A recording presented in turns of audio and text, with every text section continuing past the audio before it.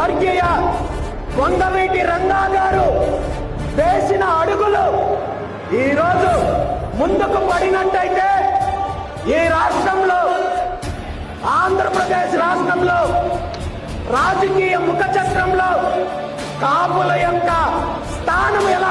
ఎలాంటి స్థానం ఉండేదో మనందరం కూడా ఆలోచించాల్సిన అవసరం ఉంది.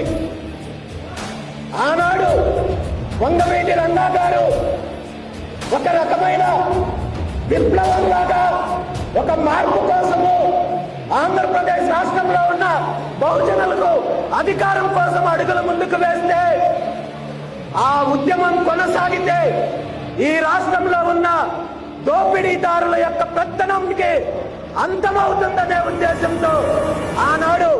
రంగా గారిని, ఆయన ఆశయాన్ని హత్య చేశారనే విషయాన్ని మనందరం గుర్తించాలి.